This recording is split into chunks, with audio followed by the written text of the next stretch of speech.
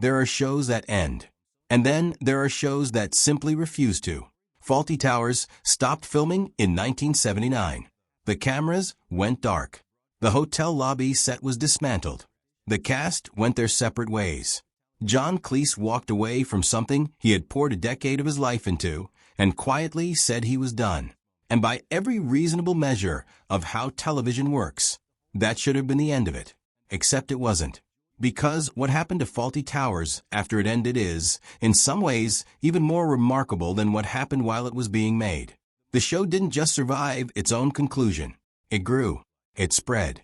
It embedded itself so deeply into the culture of an entire country that 45 years later, people who weren't even born when it aired can quote entire scenes from memory.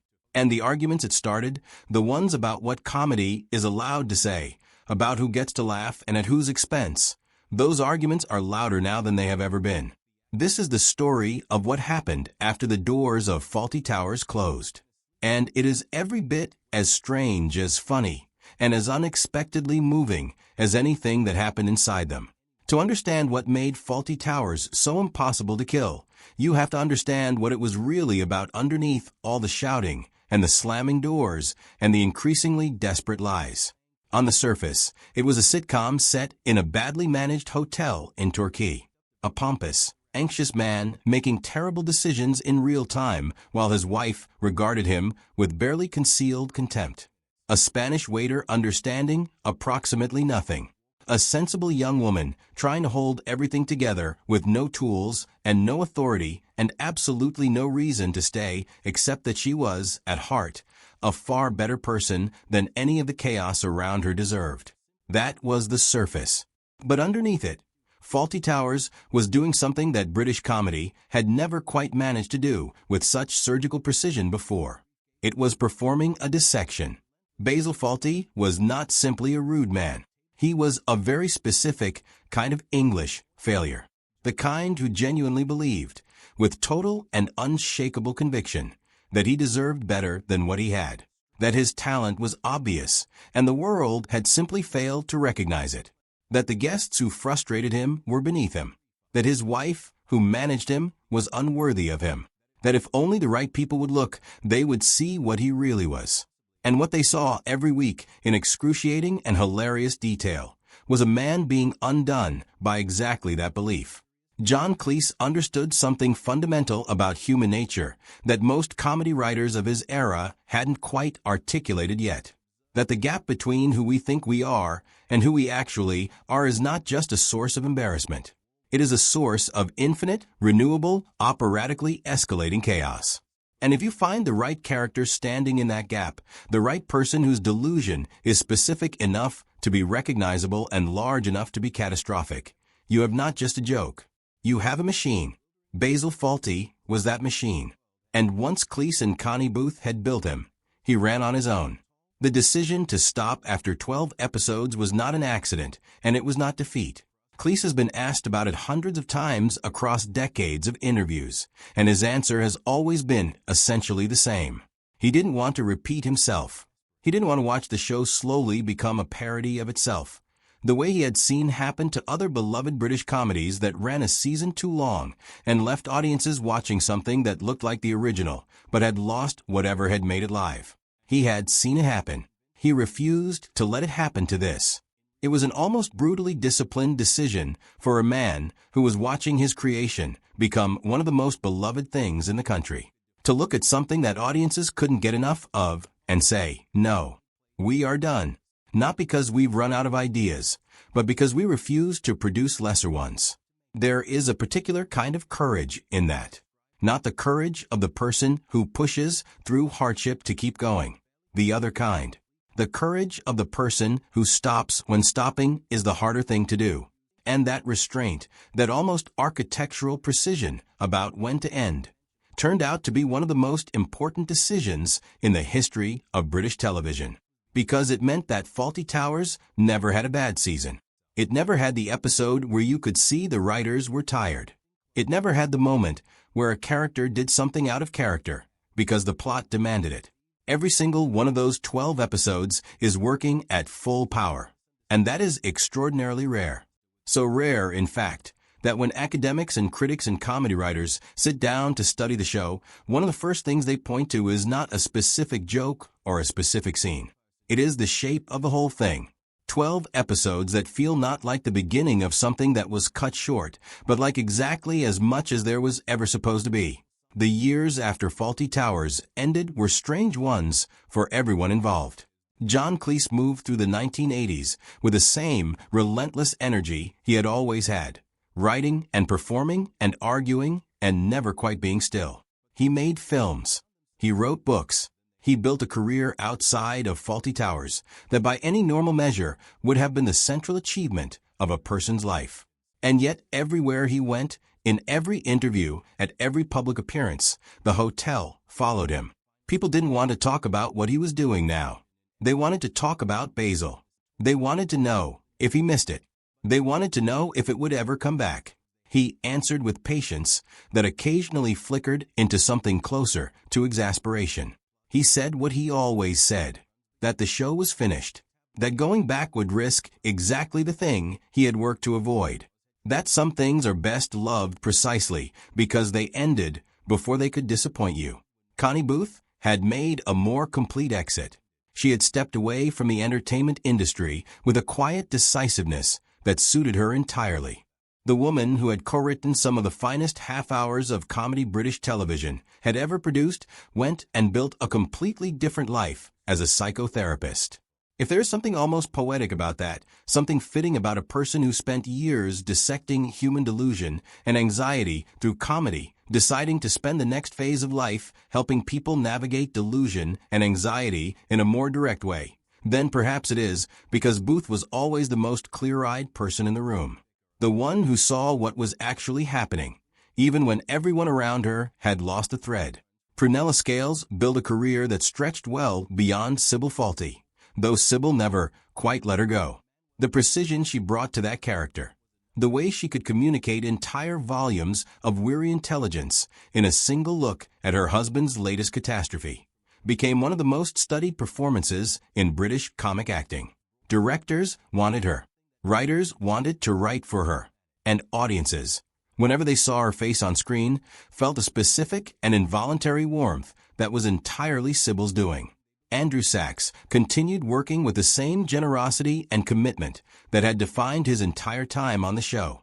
Manuel had been physically punishing in ways that most viewers never thought about. The falling, the hitting, the burns, the bruises. He took it all without complaint and came back every time with that particular expression of cheerful bewilderment that made the character so deeply lovable. In real life, Sachs was nothing like the role. He was thoughtful, widely read, deeply serious about his craft, and quietly funny in the way that genuinely funny people often are, not performing it, just being it. When he was diagnosed with vascular dementia in his later years, the news landed differently than most celebrity health announcements tend to. Because what the world had loved about Manuel was his warmth, his fundamental, uncomplicated decency underneath all the confusion. And the people who knew Sachs said that the man himself had always been exactly that. The warmth was not a performance. It was just him. He died in 2016. And the tributes that came were not just the professional courtesies that public life demands. They were genuine. People who had worked with him once, briefly, years ago, still wanted to say something, because he had been that kind of person. And then the streaming era arrived, and everything changed. Not immediately, not dramatically, but in the way that changes that matter tend to happen, quietly, and then all at once. Fawlty Towers had always been available in some form. Reruns on BBC, VHS tapes that families kept in cupboards and watched until the tape degraded, DVD box sets that became reliable Christmas presents for a generation of British fathers. But when streaming platforms began acquiring classic British television and making it available to global audiences, the show met people who had no context for it, no frame of reference for what it was or what it was doing, no sense of the cultural moment it had come out of, the specific texture of British life in the 1970s, the particular anxieties and obsessions and unspoken tensions that Cleese and Booth had been writing into. And what those audiences encountered, sometimes without warning, sometimes without any of the surrounding material that might have helped them understand it, were jokes that depended entirely on context to work. Jokes where the target of the mockery was invisible if you didn't already know to look for it. Jokes where what was being satirized required knowing what satire was doing in the first place. The episode everyone talked about, the one that had caused a firestorm even in 1975, was suddenly in front of millions of people who had never seen it and had no particular reason to assume good faith from a white British man doing a Hitler impression on screen. The platforms made their decisions quietly. Some removed the episode entirely. Some edited it. Some did nothing and waited to see what would happen. What happened was that people noticed. And when people noticed, they argued. The argument split almost immediately into two camps that talked past each other with a particular fluency that online arguments about art tend to produce when everyone involved is certain they're right. On one side, the episode is satire. It has always been satire. The entire point of the scene is to watch Basil Fawlty humiliate himself, to watch a man's desperate attempt to suppress his own prejudice fail so completely that it collapses into performance. The German guests are never the joke. They are the audience for the joke. Removing the scene doesn't protect anyone. It removes the critique along with the content and leaves behind a version of the show that is simultaneously blander and more dishonest. On the other side, the context that makes the satire legible does not exist for every viewer. Intent is not the same as impact.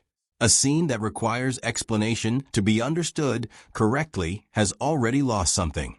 And the argument that removing content is censorship mistakes the freedom to create with an obligation to distribute, which are not the same thing. John Cleese said what he thought with the directness that has characterized everything he has done for 60 years. He called it censorship. He said the people making the decisions had missed the point. He said, essentially, what he has always said when someone has tried to tell him that a joke he made was wrong, that the joke was not wrong, that you were not looking at it correctly, that if you understood what it was doing, you would see that it was doing something important.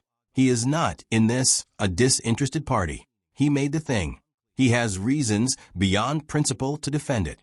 But he is also not wrong about what the scene is doing. The question of whether that is enough is the question the argument has never quite resolved. What the streaming controversy did, perhaps unintentionally, was remind the world that Fawlty Towers still mattered. Not in the soft, nostalgic way that old beloved things are sometimes said to matter.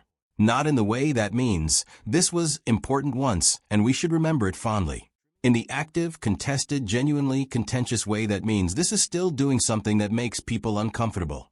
And they are not uncomfortable in the same ways, and the disagreement about what to do with that discomfort is real and unresolved. That is an extraordinary thing for a 12-episode sitcom from 1975 to have achieved. Most television from that era is historical artifact. You watch it and you understand what people found funny 40 years ago, the same way you understand what they wore or how their kitchens looked. It tells you something about the past without particularly pressing on the present. Fawlty Towers does something different. It presses. It is still an active conversation with questions that are being asked right now about comedy and satire, and whose discomfort gets prioritized and who gets to make that decision, and what is lost when old work is altered to suit new sensibilities, and what is lost when it isn't. That is not a quality you can engineer. You cannot sit down and write a show that will be controversial in specific and productive ways half a century after it airs. It happens or it doesn't. And in this case, with this show built out of a bizarre hotel experience and a notebook full of observations and the specific creative genius of two people who were honest enough with themselves to end it before it could fail, it happened. In 2023, Cleese announced that Fawlty Towers would return. He would co-write the new series with his daughter, Camilla Cleese. Basil would be back. The Torquay Hotel, or something like it, would be back. The character who had somehow become both the most embarrassing and the most beloved man in British television history would have to navigate a world that had changed almost beyond recognition since he last appeared in it. The announcement landed with the predictable mix of excitement and dread that any revival of a truly beloved classic tends to produce. The people who were excited pointed out that Cleese had never shown any sign of having lost his sharpness, that the comedy landscape was if anything more target-rich than it had been in 1979, and that Basil Fawlty, attempting to manage a hotel in an era of TripAdvisor reviews and social media complaints and diversity training workshops and contactless payment was, if you thought about it for even 30 seconds, potentially very funny indeed. The people who were worried pointed out that the specific alchemy of the original, the collaboration between Cleese and Booth, the performances of Scales and Sachs, the particular compressed energy of two people writing 12 episodes of something they were both fully committed to. That is not a thing you can reconstruct simply by bringing back the central character. The original was not just Basil Fawlty. It was Basil Fawlty in a very specific world, surrounded by very specific people, made by very specific hands under very specific circumstances. Change any of those elements, and you may still get something good. You almost certainly won't get the same thing. What nobody could say for certain was which camp was right, because the show, at the time of writing, had not yet aired. The argument was entirely theoretical, which is perhaps the ideal state for an argument. Cleese, characteristically, gave every indication of not particularly caring which camp people fell into. He was going to make the show. People could watch it or not watch it. He has never been especially interested in managing expectations. What to stay constant through all of this, through the streaming controversies and the revival announcements and the decades of academic study and the arguments on the internet that will never be fully resolved, is the thing that was there from the very beginning. The thing that John Cleese noticed in a hotel in Torquay in 1970, watching a man named Donald Sinclair throw a briefcase over a garden wall and correct a guest's table manners in front of an entire dining room. The thing that made him pull out a notebook instead of pulling out his car keys and leaving. It is the recognition that human beings are never more themselves than when they are being watched and they don't know it. That the gap between the person we present and the person we are has a particular quality. Not just comic, but tragic, not just embarrassing, but somehow deeply familiar. That we have all been Basil in our smaller, quieter, less hotel-based ways. That the certainty of being right while being catastrophically wrong is not a character flaw specific to pompous British hotel owners. It is a human condition, distributed unevenly, but present everywhere. The best comedy has always worked this way. Not by finding people who are different from us and laughing at them from a safe distance, but by finding the part of us that we would most prefer not to look at directly, putting it under a very bright light, and making it funny enough that we can bear to look. Fawlty Towers made it funny enough. That is the achievement, not the physical comedy, though the physical comedy is extraordinary. Not the timing, though the timing is the finest that British television produced in that decade. Not even the writing, though the writing is so precise and so structurally elegant that people still study it in classrooms. The achievement is that it found the specific, universal, and thoroughly uncomfortable truth at the center of a very funny story about a very bad hotel, and it held that truth up for long enough, and made it funny enough, that audiences didn't look away. 12 episodes. For years between the two series. One scene that nearly destroyed everything. One decision to stop before it could disappoint. And then 50 years of not going away. There are shows made by larger teams with bigger budgets and more episodes and more promotional machinery behind them that have managed to produce nothing that anyone will be talking about in a decade, let alone half a century. And then there is this. 45 minutes at a time. A hotel in Torquay. A man who wanted desperately to be taken seriously becoming, instead, the most beloved failure in the history of British television. If you had told Donald Sinclair, standing in the lobby of his Glen Eagles Hotel in 1970, while a group of bewildered comedians checked out early, that a man had just been watching him and taking notes, and that those notes would eventually become something the entire world would still be arguing about 50 years later, he would probably have asked you to leave. Which is, when you think about it, exactly what Basil would have done. And perhaps that is the final, perfect joke. That the show began with a man who was absolutely certain he was not funny, inspiring someone who knew he was, to build something that proved neither of them entirely right.